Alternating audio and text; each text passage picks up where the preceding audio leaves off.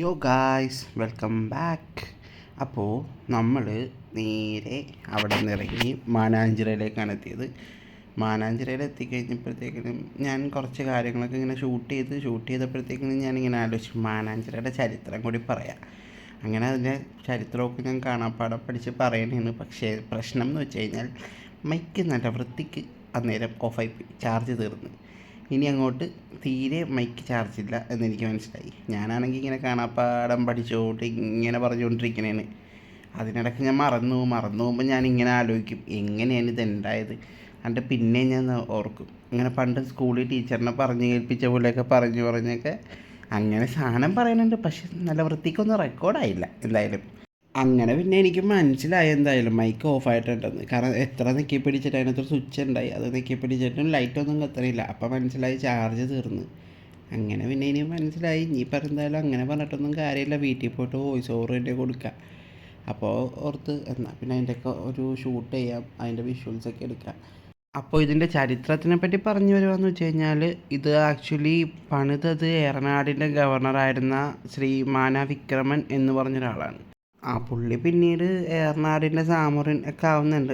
അതെന്തെങ്കിലും ആവട്ടെ. അപ്പം ഇതെന്ന് പറയുമ്പോഴത്തേക്കിനും പുള്ളിക്കാരൻ പണിതത് മറ്റേ ബാത്തിങ്, പിന്നെ കൾച്ചറൽ ആക്ടിവിറ്റീസ്, നീന്തൽ പഠിക്കുക, അങ്ങനത്തെ പരിപാടിക്കൊക്കെ ആയിരുന്നെങ്കിലും ടിപ്പുവിൻ്റെ പടയോട്ടത്തിന് ശേഷം പിന്നെ ഇതിനെ ഒരു ഡ്രിങ്കിങ് വാട്ടർ സോഴ്സായിട്ട് പ്രഖ്യാപിക്കും. പിന്നീട് കാലിക്കറ്റ് ഗവൺമെൻറ് ഇത് ഒരു ചരിത്ര സ്മാരകം പോലെ ഇപ്പോൾ കീപ്പ് ചെയ്യാണ് എന്നൊക്കെയാണ് ഞാൻ ഗൂഗിൾ വായിച്ചപ്പോൾ എനിക്ക് മനസ്സിലായത്. എന്തൊക്കെ വന്നാലും അതൊക്കെ കഴിയുമ്പോഴത്തേക്കും അതിന് ചുറ്റിനും നമ്മൾ നോക്കുമ്പോൾ നല്ല പാർക്കും നല്ല നല്ല കാഴ്ചകളൊക്കെ ആയിട്ട് കിടക്കുകയാണ്.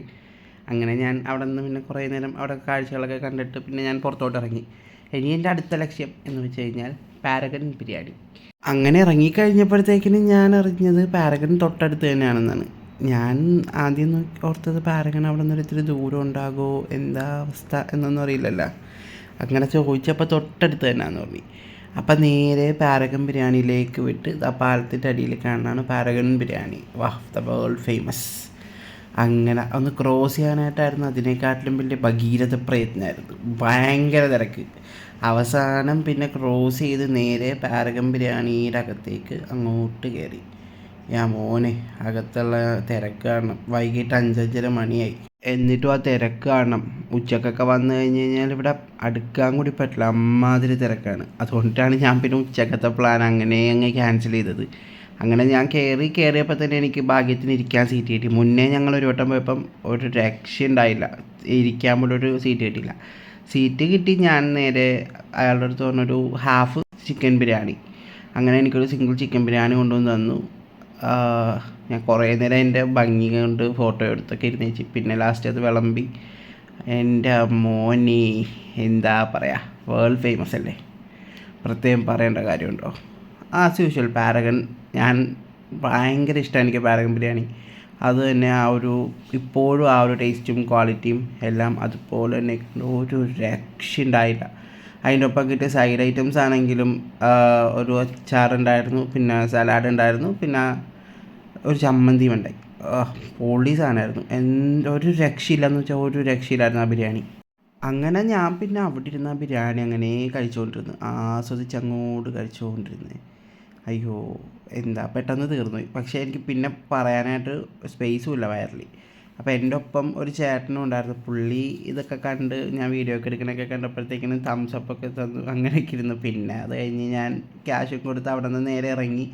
അപ്പോഴാണ് നമ്മൾ ഈ റീൽസിലൊക്കെ കണ്ടിട്ടുള്ള ഈയൊരു കട, ഈ ഫേമസ് മിൽക്ക് സർബത്തിൻ്റെ ഒരു സ്പോട്ട്, അത് തൊട്ടടുത്താണ് പാരഗൻ്റെ എന്ന് പറഞ്ഞ്. അങ്ങനെ ഞാൻ ഓർത്ത് എന്തായാലും വന്ന് അപ്പം ആ മിൽക്ക് സർബത്ത് എന്തായാലും ട്രൈ ചെയ്യണം. കട വരുന്നത് ആക്ച്വലി പാരഗൻ്റെ അവിടെ നിന്ന് നമ്മൾ ബീച്ചിലേക്ക് പോകുന്ന വഴിയിൽ തന്നെ, ജസ്റ്റ് ഒന്ന് തിരിയുമ്പോൾ തന്നെ നമുക്ക് ബാക്കിലേക്ക് കാണാൻ പറ്റും. ഞാനിത് ഇങ്ങനെ ചുറ്റിനും കുറേ നോക്കി, ഓരോരുത്തും ഇത് കാണുന്നില്ല. അങ്ങനെ പിന്നെ ജസ്റ്റ് ബൈ ചാൻസ് പെട്ടെന്ന് കണ്ടു. അങ്ങനെ അവിടെ പോയി നേരെ ഞാൻ ഒരു മിൽക്ക് സർബത്ത് പറഞ്ഞു. ഭയങ്കര തിരക്കാണ് കേട്ടോ, സത്യം പറയാം. ഇതും ഭയങ്കര വൈറലാണല്ലോ. ഇത് ഞാനൊരു ഷോർട്സ് ഇട്ടിട്ട് ഇത് 10K വ്യൂസ് പെട്ടെന്ന് കിട്ടി. അങ്ങനെ പുള്ളിയോട് ഞാനും ഒരു മിൽക്ക് സർബത്ത് പറഞ്ഞു. ഞാൻ നോക്കുമ്പോഴത്തേക്കിനും അവിടെ നല്ല തിരക്കുണ്ട്, കുറേ ആളുകൾ കുടിക്കുന്നുണ്ട്, കുറേ ആളുകൾ വെയിറ്റ് ചെയ്യുന്നുണ്ട്. കുറച്ച് നേരം കഴിഞ്ഞപ്പോഴത്തേക്കിനും പുള്ളി നമ്മളുടെ മിൽക്ക് സർബത്തും തന്നു. എന്താ പറയുക, ഞാൻ കുടിച്ചു നോക്കി, എനിക്ക് അത്രത്തോളം അങ്ങോട്ട് ഇഷ്ടപ്പെട്ടില്ല.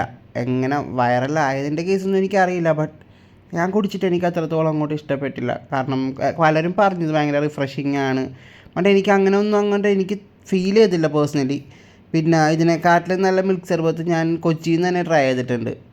അപ്പോൾ അതൊക്കെ വെച്ച് കമ്പയർ ചെയ്ത് നോക്കിയപ്പോഴത്തേക്കിനും എനിക്ക് തീരെ ഇഷ്ടപ്പെട്ടില്ല. പിന്നെ 25 റുപ്പീസേ ഉള്ളൂ, ജസ്റ്റ് ഒരു ട്രൈ ചെയ്യുക. അങ്ങനെയൊക്കെ ആണെങ്കിൽ നമുക്ക് നോക്കാം. എന്നല്ലാതെ മസ്റ്റ് ട്രൈ എന്നൊന്നും ഞാൻ പറയുന്നില്ല. പലരും ഇത് പറഞ്ഞത് ഞാൻ കേട്ട്, ഇങ്ങനെ മസ്റ്റ് ട്രൈ ആണ്, നിങ്ങൾ ഇവിടെ വന്നു കഴിഞ്ഞാൽ എന്തായാലും ഇതൊന്നും മിസ് ചെയ്യരുത് എന്നൊക്കെ പറഞ്ഞു. അങ്ങനെയൊന്നും എനിക്ക് എന്തായാലും തോന്നിയില്ല. കാരണം അത് കുടിച്ചപ്പോൾ തന്നെ എൻ്റെ എക്സ്പ്രഷൻ നിങ്ങൾക്ക് കാണുമ്പോൾ മനസ്സിലാകും അത് എത്രത്തോളം ആയിരുന്നു എന്നുള്ളത്. ജസ്റ്റ് ഒരു ആവറേജ് അത്രേ ഉള്ളൂ, അതിൽ കൂടുതലൊന്നും എനിക്ക് തോന്നിയില്ല. അങ്ങനെ പിന്നെ ഞാൻ അതവിടെ നിന്ന് കുടിച്ച് കഴിഞ്ഞിട്ട് ഇനി എൻ്റെ പ്ലാൻ എന്ന് വെച്ച് കഴിഞ്ഞാൽ നേരെ കോഴിക്കോട് ബീച്ചിലോട്ട് പോകണം. ബീച്ചൊന്ന് എക്സ്പ്ലോർ ചെയ്യണം. അപ്പം നമ്മൾ കണ്ണാടി ഒന്നിട്ട് ചെറുതായിട്ട് മാറ്റി ആ ബ്ലാക്ക് ഗ്ലാസ് മാറ്റിയിട്ട് പകരം ട്രാൻസ്പെറൻറ്റ് ഗ്ലാസ് വെച്ച് ഇനി ഞാൻ നേരെ ബീച്ചിലേക്ക് നടന്നുകൊണ്ടിരിക്കുകയാണ്. അപ്പം ബീച്ചിൻ്റെ വിഷ്വൽസ് എല്ലാം നമുക്ക് അടുത്തൊരു വീഡിയോയിൽ കാണാം. അപ്പം അത്രയൊക്കെ തന്നെ ഉള്ളൂ. Keep in touch. Okay, by.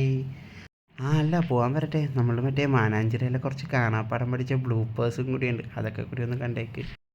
Highlight മാളിൽ നിന്ന് ഇറങ്ങി നമ്മളിപ്പം കോഴിക്കോട് മാനാഞ്ചിറയിലാണ്. മാനാഞ്ചിറ എന്ന് പറയുന്നത് സിറ്റിയുടെ നടുക്ക് തന്നെയുള്ള ഒരു ചിറയാണ്. ഇത് ആക്ച്വലി 1400 കാലഘട്ടങ്ങളിൽ ഇവിടുത്തെ ഏറനാടിന്റെ ഗവർണറായിരുന്ന മാന വിക്രമൻ എന്ന് പറഞ്ഞ ഒരാള് നിർമ്മിച്ചതാണ്.